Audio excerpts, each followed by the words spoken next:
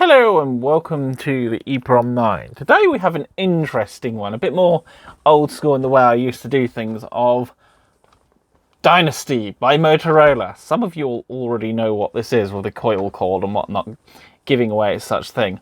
Also, this was picked up from the US recycler, hence we're using a step-down transformer, or this thing would literally go up in smoke with sparks and bangs and whatnot, which would be quite entertaining.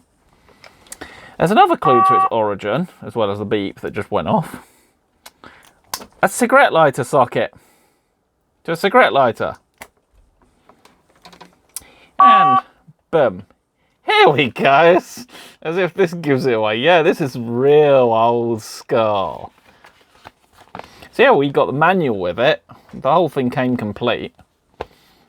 Which doesn't...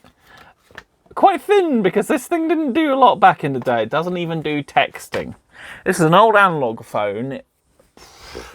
Early 90s, late 80s kind of deal. This one's a car phone, and it comes with an interesting accessory. Because this one's actually marketed as a car phone. But it actually has an external microphone that you can plug in and put somewhere in your car. So even phones that are like 30-odd years old still had hands-free. There is no fucking excuse for being on the blower while on the phone. If they're doing it 30 years ago, it's more than fucking hardware's there for today. But yeah, it comes with external handset. It doesn't quite have the briefcase unit. It's not quite that old. But yeah, it's like, you know. But this is how we can be absolutely sure it doesn't work. Emergency service. Hit go. And you should be able to hear the little doo-doo-doo-doo-doo-doo-doo. Or in that. There's even a way to adjust the volume and whatnot, but I haven't figured out how to get that to work intuitively. I'd have to read the manual, but it's got quite a loud keypad. But yeah, anytime you do that, you just get... Because the analog networks were shut down in 1999, so they don't exist anymore. This really is just a historical, interesting curiosity. Also, another thing to note, if we unplug the power... Yeah, that battery doesn't work anymore. There's a surprise. The battery for a 30-odd-year-old phone doesn't work. So, shall we engage with the teardown and take it apart section? The most fun bit. Oh. Also, this one doesn't have one of those fake antennas, it's real. The casing has crumbled away. But yeah, so this comes into several pieces. This was brought back on the hand luggage of a plane. If we pop the battery out, turns out this is one of those sealed lead acid batteries from back in the day. 12 volt, 2 amp hour. It's not even that anymore. And there's the part number for those who are just listening along. PE12V2AC1. Delivering its 12 volt, 2 amp hour battery life, which isn't a bad battery life for such a small battery. I mean, yeah, the lithium polymers that are about size you get a lot more from, but we're talking old tech here. And if we peel up the Velcro here, kind of jury rim it out here, we can unplug the handset, and that comes apart as one unit. Complete with your little curly cord. RJ45 actually. Yeah, stick that in the Ethernet socket and see what happens. Then we got this little module on, which is quite a clever solution actually. There's not much inside it, it's basically just a load of filter components. If we pull this off, nice little DB25, and it has the microphone input, the battery, and the car power. I like the fact it comes with a little transformer so you could charge it up in the house, but this thing there's not much in it. So we're not going to worry about that. the antenna just unscrews off quite easily.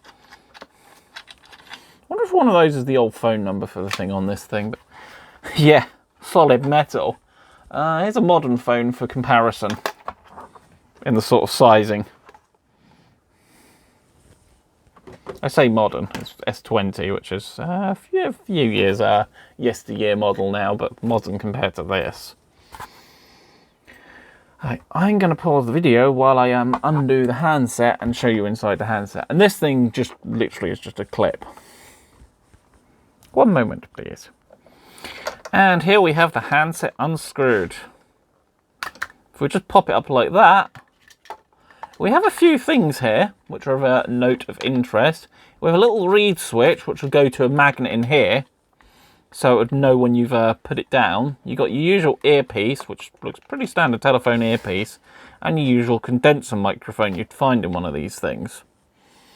Interestingly, these are soldered on, well as the gumph at the bottom here, and you've got another loudspeaker here, which is just your standard loudspeaker. These are connected on, but we got the more soldered on, so I don't know why it's partially thingy. But if we undo this, there's not much underneath this, just as a warning.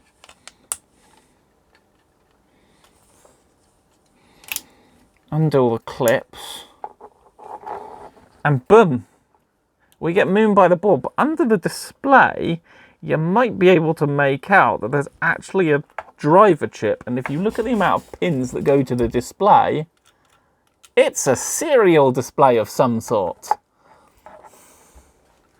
So it's not a Hitachi standard or something.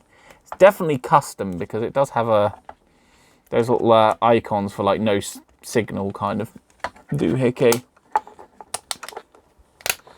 Surprise, surprise, that's a custom Motorola part. And the rest of these are just generic 14,000 logic there. Sort of things you find in phones. And a few power transistors. There's not a lot there. That's your do everything dog chip, basically. But yeah, pop this back, and we will crack open the main body of the thing. I have also taken a ROM dump of this, so if I remember, I'll put a link to the ROM dump of this in the description. And so the next section is the body, which is just 4 screws, so that's easy. I wish modern phones were this easy to take apart. But yeah, interesting. TX power output 3 watts. This thing dumped quite a bit of power out. Made in the USA, because that's where we got it. 12 volt DC, negative G&D, all that good jazz. So we'll just pop these 4 screws out.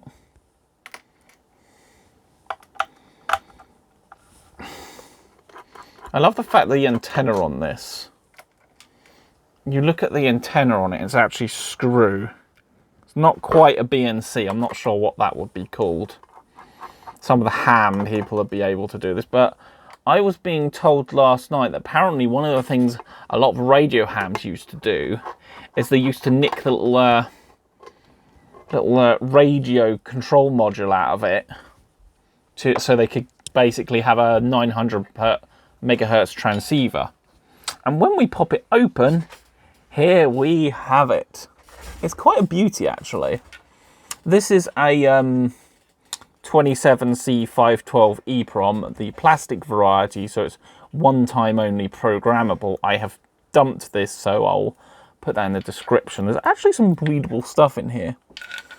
And then here we have 2 main processors. One of these will be the processor. Probably this one. Whoops, based on its location to the EEPROM. There'll be memory somewhere. It could be built in, but it's probably more microcontroller. We've got some squiggly traces for the RF stuff here. We have the mandatory thing you used to get in these old phones with a solid block of metal, which is probably copper or something, with the holes in. There's another 2 here. This is the little module that looks like a delay line to me, but apparently this is the 900 megahertz transceiver control module thing, whatever it's called. And then the rest of it is basically custom Motorola parts, and Yeah, there's surprisingly little in here, even compared to a handset from a similar era. But some of these, and this is the one place I've ever found a PLCC EEPROM in the wild, is in an old mobile phone of this era. So I was hoping to find one inside here. One of these jobbies. These things are stupidly rare. You don't find these much in the wild. You can find them on eBay, but the search term isn't exactly obvious.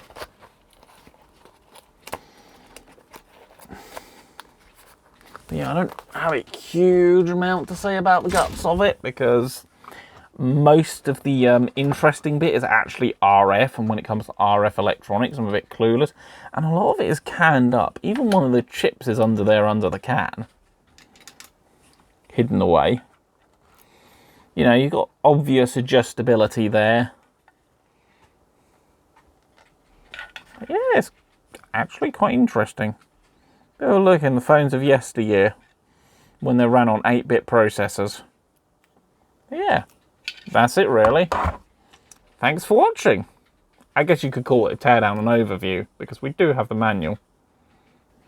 Before we go, just a little bonus, just to show you inside this thing, because it wouldn't be complete if we didn't.